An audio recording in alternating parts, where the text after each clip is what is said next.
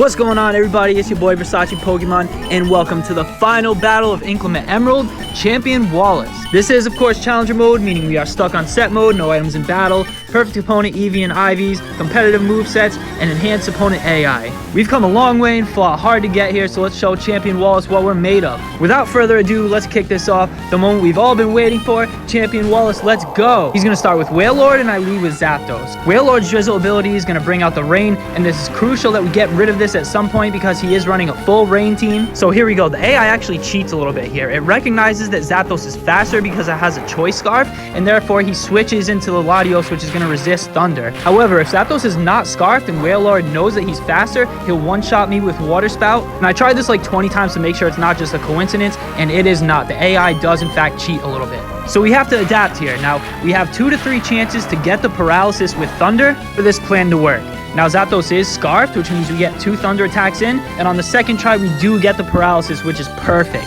However, he's going to hit through it, hit us with Psyshock, and this is a roll to kill. It is very unlikely, but unfortunately, Zapdos is going to go down to the Psyshock. That's why I said earlier that we get 2 to 3 chances to get the paralysis, but we got it on the second try, so that is perfectly fine. We need the paralysis on Latios to come in and outspeed him, and we'll be able to one-shot now that his speed has been cut severely. We want to bring in a Dragon type that's going to counter the Latios here. We'll be able to outspeed and for sure be able to take him out in one shot. Normally, Latios outspeeds everybody here. That's why the paralysis was so crucial. So we can come in with High Dragon, hit the Draco Meteor, and that's going to be lights out for Latios. Would not have been possible without that paralysis from the Thunder. So we're able to take down the Latios, one of his most threatening Pokemon, losing Zapdos in the process. That's a 1-for-1 trade, but that's okay. Everything's going according to plan. But we are not out of the woods yet. We still have a long way to go, and there's still so much that could go wrong. Rain is still active, and that's fine for now. We're going to have to get rid of it pretty soon, but he's going to send out Vikavolt next, which, by the way, is insanely buffed in this game. So here we're predicting a Bug Buzz, super effective against Dark-type Hydreigon. We need to switch in who is going to be able to resist that, and that's going to be Volcarona. But the plan here is we're only going to use him as a pivot.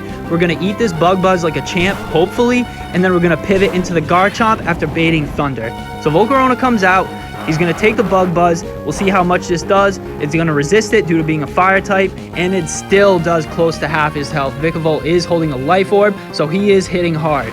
The rain still continues to fall, and you will see why this is not so bad because he wants to use Thunder here, having 100% accuracy in the rain, but we're going to pivot again into Garchomp, who will be immune to the Thunder due to being a ground type. This is why predicting the opponent AI and engineering it to do what you want it to do is so important. As you can see, he goes for the Thunder, but Garchomp is not effective. Now, we've got Garchomp on the field for free. This is exactly where we want him. We're going to go straight for the Outrage here and hope that we can one-shot. Vikavolt outspeeds us and hits us with Bug Buzz. This is going to do neutral damage, but keep in mind he is holding the Life Orb, and Bug Buzz is a stab move. Well, that's why it's doing so much damage right there. Garchomp is max speed, so it's not very often he gets outsped, but we're going to go for the Outrage here either way, and just to hope that this one-shots, but we just fall short, and that's super unfortunate. So here I was hoping that Garchomp's held item, the Bright Powder, would come in handy, which increase evasion, but unfortunately you can't dodge them all, and Garchomp is going to go down to the Energy Ball. Vikavolt takes residual damage from the Life Orb, but he is hanging on for dear life as it is not enough to take him out. Since he has such little amount of health left, we want to get someone in that can use a priority move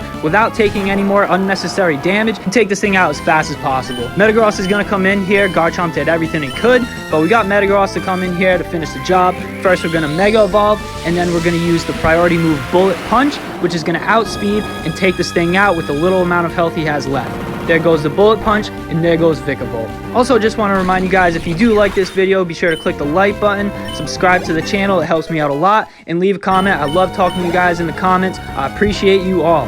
So another turn of rain goes by. Weather is permanent in this game, and unfortunately, we have not had the opportunity to get Tyranitar out to override it with the Sandstorm. Not quite yet.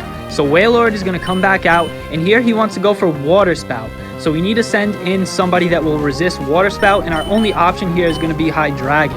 Not only will he resist the Water Spout due to being a Dragon type, The dragon typing resists water, but he's also holding an assault vest, which allows him to only use attacking moves, but increases special defense. So Wailord goes for Weather Ball here. I'm not exactly sure why, because Water Spout would have been a better option. It does damage based on how much health you have, and being at full health, Water Spout seemed like the best option, but that works out for us just fine because Weather Ball is going to do less damage. So now it's time to go on the attack. We're going to click Draco Meteor here, and Wailord is going to switch out into the Milotic, which actually works out perfectly because we want to get this damage in before he Mega Evolves. That's right, folks. Milotic has a Mega in this game, and Mega Milotic is a Water Fairy type. So the fact that we got that Draco Meteor in before he gained his Fairy typing works out for us perfect because it would have been immune to it. So keep that in mind. He's going to Mega Evolve on this next turn here, and I'm going to predict a Fairy type move like Moonblast into Hydreigon that would be 4 times super effective on the Dragon Dark type, and we want to switch into someone that's going to resist the Fairy type move, and that's going to be Metagross. But first he's going to go ahead and Mega Evolve, and check this out, guys. Mega Milotic. Great job with the sprite, great artwork. Another great part of Inclement Emerald. I love when they add stuff like that. I think it's awesome. Not so awesome when it's on the other team though. So here we go, just as predicted. He's going to fire off the Moonblast into Metagross, who's going to resist it with the Steel typing. Although it is a special attack and it's going to lower our special attack as well. That's no big deal because Metagross is a physical attacker. But that doesn't change anything here. Metagross is still a decent check for Mega Milotic here. We can either go for Meteor Mash or Zen Headbutt. They both effectively do about the same damage, but they have different effects. So here I go to just double check. They both have 90 accuracy. Zen Headbutt has 10 less base power, but has a chance to flinch, whereas Meteor Mash has a chance to boost your attack. So Meteor Mash is going to be the better option here. We go for it. We cannot even think about the 90% accuracy. A miss is not optional here. We have to assume that every attack lands. He goes for Calm Mind, which is fine. Metagross is a physical attacker, so he's going to hit through the special defense buff. And the special attack buff isn't going to matter either because we are going to take him out on the next turn. Like I said, assuming we don't miss. We outspeed because Mega Metagross is actually pretty fast. We hit the Meteor Mash. And with that, we're going to take out Wallace's ace, Mega Milotic. Let's go. But this battle is only halfway over. We've got 3 down, 3 to go. And we are not out of the woods yet. Rain is going to go by another turn. Now we need to get rid of this coming up as soon as possible because these last 3 Pokemon of his are all Swift Swim users, meaning they get a massive speed boost in the raid. Now just being able to outspeed the Mega Milotic, feeling a little bit too cocky about Mega Metagross's speed stat, I'm going to stay in here thinking that I can outspeed the Wailord and get some chip damage off so that his Water Spout doesn't come out of full power, but unfortunately it does because we were not able to outspeed and not get any chip damage in. So a full power Water Spout is going to be able to take us out in one shot. Also, all water moves are boosted by rain, which is another huge reason why we need to get rid of this rain right now. The reason I've waited so long to bring out Tyranitar and override the rain with sand is because we need to take out Wailord. And Wailord can switch out and switch back in, which would do the opposite and override the Sandstorm with the rain again. So now that we've whipped up the Sandstorm, we have to take out Wailord now before he switches out and can come back in and get rid of our sand. So we predict a water type move here, and we're going to switch into Hydreigon, who's going to resist due to the Assault Vest and type resistance. He goes for Water Spout. It's still going to be very powerful because he's at full health, but he is no longer getting the water type attack boost from the rain. Now Hydreigon here really is the best check I have for this Wailord. I can't one-shot him or anything. I don't have any super effective moves, but the key here is that he can't do anything to us either. So we're going to hope that he doesn't switch out, and we're going to go toe-to-toe, good old-fashioned 1v1. So he goes for Water Spout again, and you will notice it is doing slightly less damage over time. The more we manage to whittle down his health, the less damage he'll be doing with Water Spout. That's how Water Spout works. It's based on the user's health. So we're going to get some damage off here with Dark Pulse, does a decent amount, almost half, and we're going to get some chip damage with a Sandstorm on this turn too. Weather is permanent in this game. That's why it's even that much more important that we override his rain with Sandstorm. That is the weather that we want to control. Here he goes for Water Spout again, and you're going to see it's going to do significantly less damage due to his health being at only around half now. We're going to fire back with Dragon Pulse, and this should just about almost finish him off, but not quite. So I predict here that Hydreigon will have one more turn on the field. Even though Water Spout is doing no damage, I am taking Sandstorm damage, and he doesn't go for Weather Ball here either. He only uses Weather Ball when it's raining because that makes it a water type attack. So he's only going to go for Water Spout here. Now it's Hydreigon's last turn on the field. Whether we like it or not, the Sandstorm is going to take us out in the next turn. So I decide what move to use last.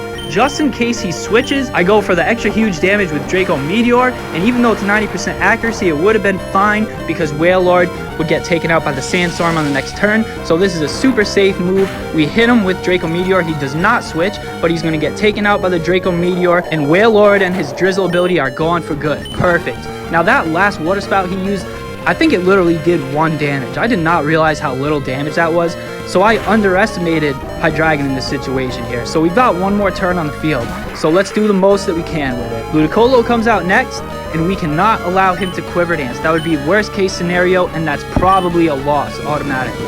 So we go for the Fire Blast. We are -2 special attack from the Draco Meteor, hitting this just hoping to get the burn, but we actually get a lucky crit. No burn, but we'll take the crit any day. He hits us with Scald, and that's fine. Hydreigon is going to go down. At least he did not use Quiver Dance. Now here you can see Ludicolo has a Shell Bell, which means whenever he deals damage, he restores a bit of health. And obviously this is a crazy combination with Giga Drain. This thing is a nuisance. This thing is pretty hard to kill, let me tell you.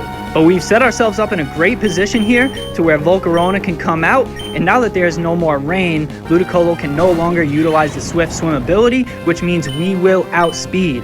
Now we're going to go for the super effective move Bug Buzz, and this is going to be enough to take him out for sure. Now if Ludicolo had Quiver Danced, this would be an entirely different story. He would have outsped us and one-shot us with Scalds, and that would have been game over because Volcarona here is the key to winning this battle.